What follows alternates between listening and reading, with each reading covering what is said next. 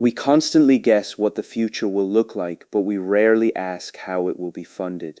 Let's run the numbers. Specifically, we must analyze the economic viability of universal genetic enhancement. If we assume that genetic modification becomes extremely cheap to manufacture, many advocates predict it will be distributed to every family. But this prediction ignores the market dynamics of relative advantage. When a good is valued not for its absolute usefulness, but for the relative standing it provides, it functions as a positional good. Its economic value depends entirely on its exclusivity. Interestingly, if everyone obtains the same capability, the relative advantage is completely erased. The enhancement ceases to confer a competitive edge, making the purchase self-defeating for individual buyers over time. This creates a fundamental economic paradox. If universal distribution removes the primary value of the enhancement, the private market demand to purchase it would tend to collapse, regardless of production cost. Why would parents pay for a status-altering procedure if everyone else receives it for free?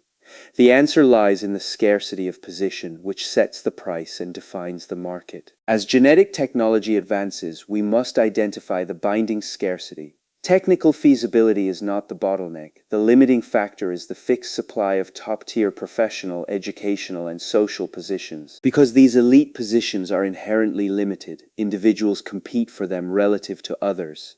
Parents purchase genetic modifications primarily to ensure their children rank higher than their peers in selection. This competition creates a classic positional arms race. If you want to know whether this scenario can persist, follow the incentive structure of individual parents trying to outpace each other. Under this assumption, if one family enhances their child, they impose a negative externality on others. Neighboring children are relatively downgraded, forcing their parents to enhance them merely to maintain parity. The observable consequence is a massive escalation of family expenditure without any net gain in relative position. Everyone spends resources to run faster, yet everyone remains in the same relative place. This arms race creates a metabolic and financial drain on households. It forces families to divert capital from other productive uses to fund modifications that only preserve their child's existing status. To understand this scenario, we must define positional goods.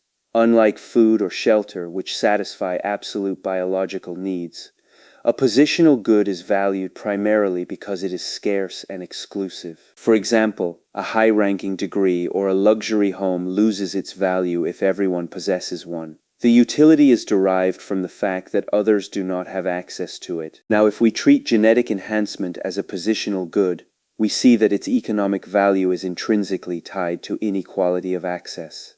Exclusivity is not a bug, it is the feature. We must distinguish absolute utility from relative utility.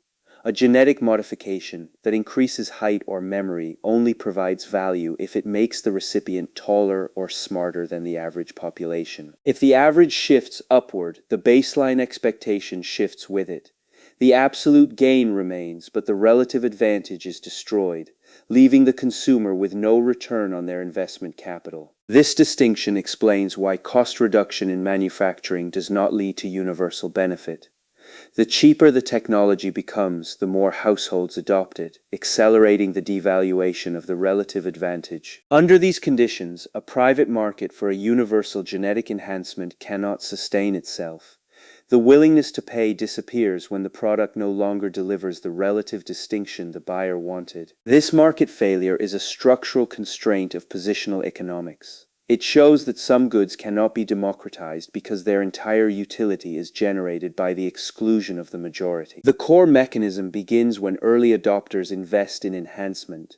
These wealthy buyers secure a temporary monopoly on the new capabilities, translating their financial capital into relative cognitive or physical advantages. This initial inequality creates a powerful demonstration effect. As the enhanced individuals secure elite positions, the rest of society observes this success and feels pressure to replicate their investment strategy. Consequently, demand spreads down the income distribution.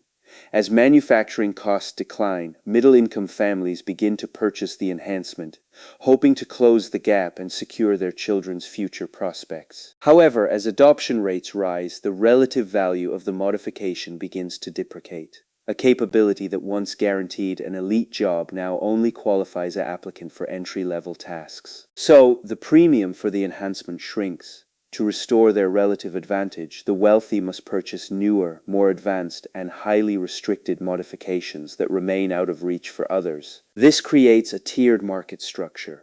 The basic enhancement becomes a commodity with zero relative value, while the high-margin profit remains concentrated in the exclusive newer tiers of modification. This dynamic forces a continuous cycle of obsolescence. Families are trapped on a hedonic treadmill, forced to purchase upgrades merely to avoid falling behind the rising social and economic baseline. Change the assumption about access, and the market structure changes. If the state attempts to subsidize the basic tier to make it universal, it destroys the private value of that tier. When the basic tier is universal, parents stop paying for it. Private providers lose their profit margins, destroying their incentive to research, manufacture, and distribute the basic enhancement to anyone. This incentive collapse means that universal distribution requires continuous government funding. But a state funding model must justify taxing citizens to pay for a technology that yields no net advantage. Follow the incentive structure. If the government finances the enhancement, it is paying to move the entire population up a baseline, without solving the underlying competition for scarce elite positions. The state ends up subsidizing an arms race. This fiscal drain is politically unsustainable, as taxpayers eventually realize they are funding an expensive baseline shift that does not improve relative welfare. Therefore, the universal equilibrium remains unstable. The market either segments into private exclusive tiers to preserve status, or the funding model collapses due to the lack of economic incentives. This mechanism explains why genetic enhancement resists broad democratization. The value is not in the biology, it is in the relative pricing power that only scarcity can maintain for providers. The funding model decides what survives. In this case, the lack of private incentive to produce a devalued commodity prevents the universal distribution of the technology, regardless of cost. To test this model, we must establish its boundaries. Not all genetic modifications function as positional goods. Some alterations provide absolute benefits that remain valuable even if distributed universally. For instance, eliminating a heritable disease or enhancing general immune function increases absolute well-being. The value of disease resistance does not decrease when your neighbor also enjoys health. This distinction creates a segmented regulatory challenge. Governments might successfully distribute health-related modifications universally, while status-related enhancements remain restricted to the private market due to their positional nature. The important limitation is that defining the boundary between absolute health and relative status is difficult. A modification that increases memory could serve both medical recovery and competitive positioning. We must also note that cultural norms can limit the arms race. If a society develops strong institutional bans against enhancement, the demand may remain suppressed despite potential competitive advantages. However, historical patterns in private schooling and credential inflation provide a validating case. As basic education became universal, the competition shifted to elite universities, demonstrating how status seekers maintain scarcities. By defining these boundaries, we clarify our focus. We are addressing the economic constraints of status-conferring enhancements, rather than claiming that all biotechnology is subject to this positional bottleneck. This brings us back to our opening question of whether genetic enhancement could ever be universal. The answer is no. Not if it functions primarily to secure relative status. The positional good problem creates an insurmountable economic barrier. Universal access erases the competitive advantage, which in turn destroys the consumer willingness to pay that funds the market. If the state intervenes to force universal distribution, it must absorb the full cost. But this state-funded baseline shift fails to resolve the underlying struggle for scarce social positions. Consequently, the wealthy will always seek new, private, and unregulated ways to differentiate their children. The market will naturally segment, recreating the inequality the universal policy tried to eliminate. This self-defeating cycle demonstrates the limits of redistribution. You can subsidize the manufacture of the technology, but you cannot subsidize relative status because status is inherently a zero-sum game. By analyzing these incentives, we can see that technology cannot bypass economic laws. A cheap manufacturing curve does not automatically lead to democratic abundance when the good's utility depends on exclusion. This realization shifts our perspective. Instead of focusing on the cost of the biotechnology, we must evaluate the institutional frameworks that allocate social positions and define success in our society. If we fail to address the underlying status competition, any new technology will simply become a new weapon in the arms race, reinforcing existing inequalities under a different, more expensive label. Target the economic mechanism, not the biological promise.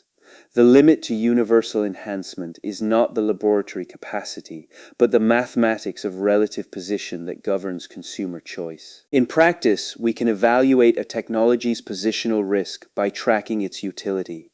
Ask whether its relative value disappears if everyone obtains it tomorrow in our society. We can also monitor how pricing structures change as adoption rates rise.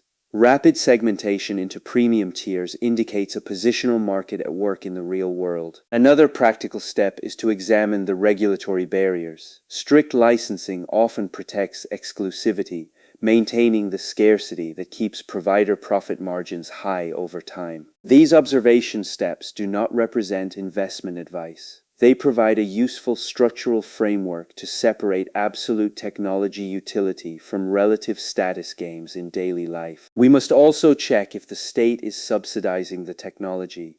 Public funding without position management often accelerates the household arms race across the entire nation today. Avoid assuming that cheaper manufacturing solves inequality. When status is the driver, lowering production costs simply shifts the barrier to a higher tier of exclusivity. Keep our focus strictly analytical.